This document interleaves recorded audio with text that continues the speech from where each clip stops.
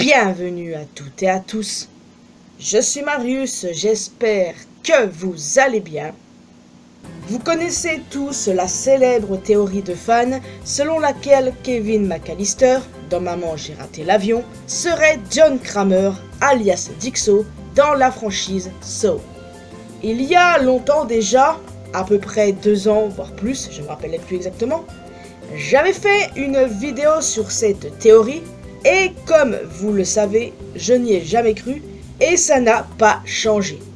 Ça n'a aucun sens et c'est pas cohérent. Mais en réalité, Kevin pourrait très bien être un autre tueur. Le collectionneur dans le très peu connu slasher The Collector. Si vous avez vu ce film, je l'espère si vous regardez cette vidéo, vous savez que le tueur aménage une maison familiale, un peu comme le fait Kevin dans Maman j'ai raté l'avion, mais avec une légère différence. Le tueur la configure pour piéger les gens comme des mouches, pas pour les dissuader. Dans le film The Collector, on se rend compte que le collectionneur a une affinité avec les araignées, comme on peut le voir lorsqu'il trouve une araignée, se calme et la laisse passer par une fenêtre dans le jardin. On retrouve cette affinité dans certains de ses pièges.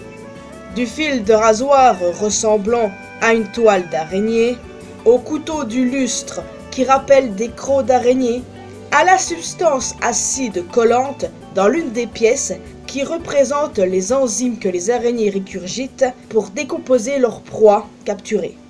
Mais d'où lui sont venues ces idées? D'où est venu son amour pour les araignées?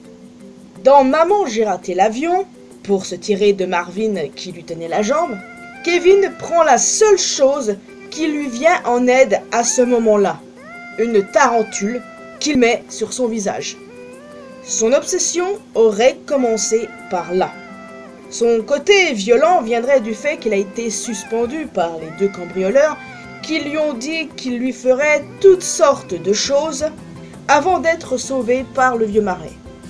Pour Kevin, la violence extrême est devenue la voie à suivre.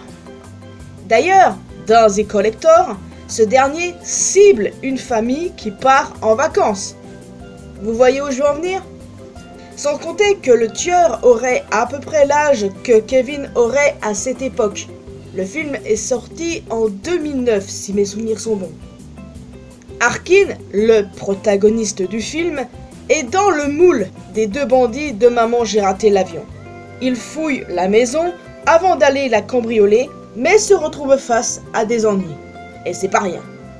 Se pourrait-il que le collectionneur ait vu Harry et Marvin en Arkin et ait décidé de s'en prendre à lui?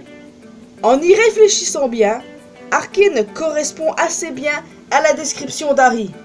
De plus, j'ai trouvé une autre allégorie possible. Quand le collectionneur torture Arkin, il lui arrache une dent, comme Harry qui perdait sa dent en or. Puis, une autre scène où il force des insectes à attaquer notre héros, comme Marvin avec l'araignée. En vrai, ces similitudes sont juste incroyables. Maintenant, je vais aller un peu plus loin dans la théorie. Dans Maman j'ai raté l'avion et sa suite, les pièges de Kevin sont mortels. Effectivement, selon des professionnels de la santé, les pièges de notre protagoniste auraient assassiné ou gravement blessé les 2 cambrioleurs.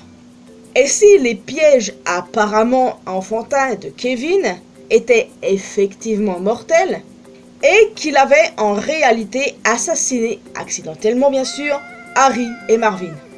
Voir ce qu'il avait fait a brisé son psychisme et l'a amené à décrire les événements du premier film à la police, fournissant le récit que nous voyons dans le film. Par ailleurs, les événements du 2e film se dérouleraient dans la tête d'un Kevin incarcéré. C'est pourquoi ce film paraît bien plus tiré par les cheveux que le premier. Des années plus tard, après sa libération, il connaît une autre rupture mentale et commence à revivre les événements encore et encore pour satisfaire son besoin profond de punir les autres. En vrai, je vais pas vous mentir, j'aime bien cette théorie. Il y a des éléments plutôt convaincants. Et je ne trouve pas ça aussi déconnant que ça en a l'air. Mais il y a quelque chose qui peut éventuellement débunk cette théorie. La suite de 2012, The Collection. Je ne me souviens pas très bien de celui-ci, ayant préféré le premier, mais je me rappelle qu'il avait été dit à un moment donné que le père du collectionneur travaillait dans une sorte de musée d'insectes. Et si je ne dis pas de conneries, nous n'avons jamais appris quel était le travail du père de Kevin. Mais cela expliquerait d'un côté pourquoi Buzz a une araignée. Peter lui aurait offert. D'ailleurs, même dans le 4e film, on ne sait pas quel métier il exerce. Ce film n'existe pas à mes yeux, il y a tellement d'incohérences, mais bon, autant le mentionner. Nous savons que 2 des 3 frères McAllister sont ridiculement riches, Peter et l'oncle Rob. Et du coup, s'il est riche, pourquoi bosser dans un musée d'insectes? À part si, première possibilité, cet argent a été hérité plutôt que gagné. Mais alors, il faudrait expliquer pourquoi l'oncle Frank ne semble pas avoir autant d'argent que ses frères. Ou alors, seconde possibilité, Peter a perdu une majeure partie de son argent lors du divorce. Faut se fier au 4e film pour ça, parce que lui et Kate divorcent. Et du coup, il aurait fini par travailler dans un musée d'insectes à un moment donné, après le divorce. C'était peut-être une tentative d'obtenir une pension alimentaire. Enfin, là, ce sont mes souvenirs qui parlent. J'ai dû faire quelques recherches, car comme je vous l'ai dit, je me souviens très peu de ce 2e film, les amis. Et de ce que j'ai lu sur la page wiki du collectionneur sur le wiki des vilains, en général, il faut pas se fier au wiki, mais bon, on va admettre que c'est vrai. Et ce que j'ai lu, ça nique pas mal la théorie pour le coup. Le père du collectionneur est devenu timbré à cause de la digestion de produits chimiques et a tué sa famille, puis les a empaillés. Seul le fils a survécu, mais cette expérience a déformé son esprit. Plus tard, il a fait le même métier que son père avant de commencer à tuer les gens. Alors, à moins que Peter a fondé une nouvelle famille de son côté, on sait que, dans le 4e film toujours, il a une nouvelle copine. Alors, peut-être. En tout cas, confirmez-moi les amis, est-ce que ce que j'ai dit sur le background du tueur est réel ou pas? Parce que très clairement, je n'ai pas pu revisionner le 2e film, je sais pas, j'arrive pas à le trouver sur les sites en streaming. Et ça me fait chier parce que j'ai l'impression, là, d'avoir un sentiment inachevé. Donc si vous vous souvenez bien de ce film-là, n'hésitez pas à me confirmer ça. En tout cas, je vais pas vous mentir, j'aime beaucoup cette théorie. Même si cela signifie que notre Kevin soit devenu un tueur dérangé. Vous avez vu les pièges? Mais honnêtement, je n'y crois pas pour autant. Déjà, premièrement, Kevin a les yeux bleus, et pas le collectionneur. D'ailleurs, les yeux bleus, c'est un point commun que Kevin a avec Jigsaw.